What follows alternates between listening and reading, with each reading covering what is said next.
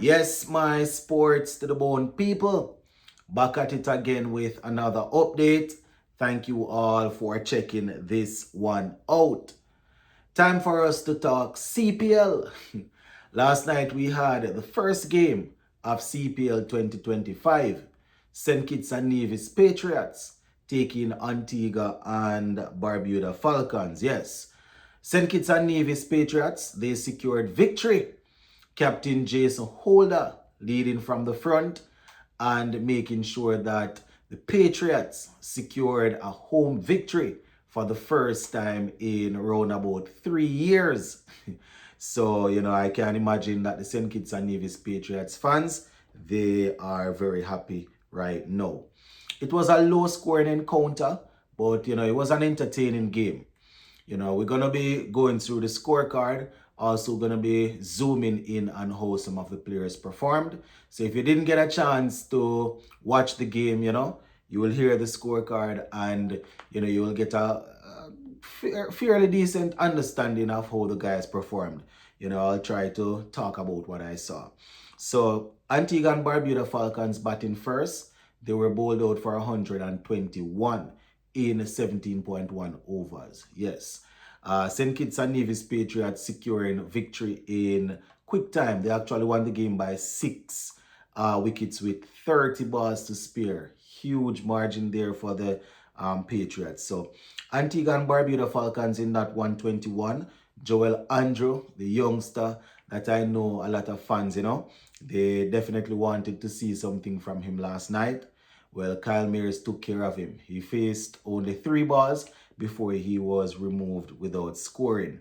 Raheem Cornwall, he also didn't set the place alight with the bat. He did some work with the ball, which we'll speak about later. He made 3 from 6. It was Karima Gore that turned the place up, my people. Man played some excellent shots. Oh my goodness, they were really good. He actually played, I think the best shot of the night was a straight drive that he played back over the bowler's head for 6. And, I was so impressed with the shot. But the commentator at the time, they didn't even really say, they didn't really sound excited when that shot was played, Just seemed as if it was a regular shot. It was a beautiful shot. I would say that was the shot of the night. The only other one that I would say rivaled that one was a sweep that Alec Artanis played for 6. But Kareem Maguire looked good, 61 from 34, 8 fours and 2 sixes. When wickets were falling left, right, and center, he stood at the crease and, he was trying his best to bring the fight to the Patriots. Now, Bevan Jacobs, he was removed for 1. Fabian Allen, 12 from 10. He was bold. He was just standing at the crease there trying to face the spin, and he was bowled for 12. Shakib Al Hassan, he had spent a little time out there in the middle, ended up getting 11 from 16. It was tough. He got quite a bit of singles. Well, actually all 11 runs, singles. I don't remember if he had any twos. But he struggled. He struggled before he was removed. Iman Wazim, the captain, made 11. Odin Smith, one almighty heave across the line and was bowled. Faced only 2 balls, right? So, Obed Mackay was left not out and 10, right? From 6, 1, 6, and 1, 4. So, Obed Mackay getting some runs there. So, 121 in total. Now, let's just take a look at the bowling.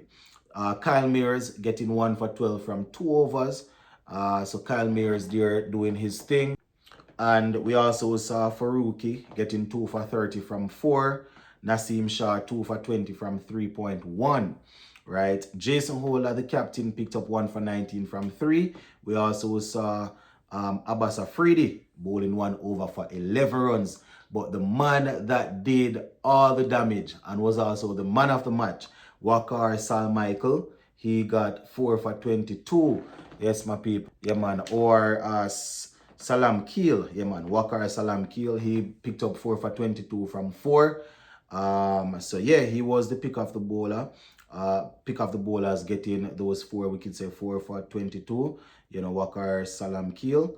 So he did most of the damage there. Now, in terms of the chase, St. Kitts and Nevis Patriots, they got off to a fairly good start, Evan Lewis and Andre Fletcher spending some time out there.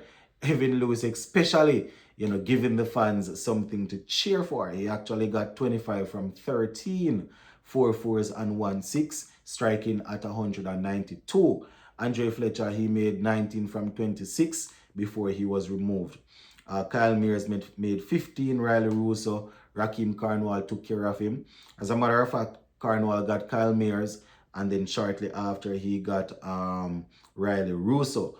Well, not too long as I say, he didn't even score. Riley Russo, that is. But Alec Arthanes and Captain Jason Hola, they stayed at the crease and made sure that there was no further panic. They got over the line. Alec Arthanes getting 37 from 28 with 3 fours and 2 6s. Jason Hola 18 from 14, 1 6 and 1 4 to shepherd his team across the line. So the likes of Jade Gooley, Abbas Afridi, and these guys, they weren't needed with the bat because those two, Arthanes and Jason Hola, took it across the line. Imad Wazim bowled 3 overs for 16 runs. Jaden Seals 2 overs for 26 runs. We also saw Obed McCoy. He got 1 for 19 from 2. And Raheem Cornwall, he picked up those 2 wickets that I spoke about earlier. He got 2 for 19 from 3. Shakib Al Hassan bowled 1 over for 6 runs. Odin Smith 1 over cost him 11 runs. And Ghazanafar, he picked up 1 for 26 from 3. So that is how it went down, my viewers and subscribers. St. Kitts and Nevis Patriots getting up to 125 for 4 with 5 overs to spare. So a very big win there, my people. The St. Kitts and Nevis Patriots fans, they have waited a long time for a home victory. And they were finally, given something to celebrate. So, congratulations to St. Kitts and Nevis Patriots. I've stated it before. I am supporting the Antigua and Barbuda Falcons. My team, the Jamaica Talawas, they aren't there. So, well, I mean, you could almost say they rebrand them and thing.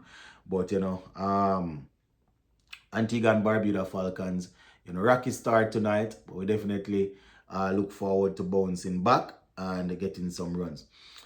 Some good runs. 121, we can't really work with 121. We have to score more than that. But one thing I always say, my people, when it comes on to CPL, it's a franchise thing. So I really and truly want to see, the guys. I want to see the guys that are still playing for West Indies performing. Those are the guys that I'm looking forward to. And, youngsters that are coming up and looking to get into the West Indies team. There are some players from the West Indies or from the Caribbean that are retired that will be taking part. I will watch for the entertainment that they bring, but I personally, it doesn't really matter to me, if they are scoring a bag of runs or picking up a bunch of wickets, because, that not going, we're not going to get them at the international level, even if they are performing, because, they are no longer up for selection. But, it's franchise cricket, so I am watching it for the fun. And, I want the entertainment. So, yeah, gonna leave it right there. Big up.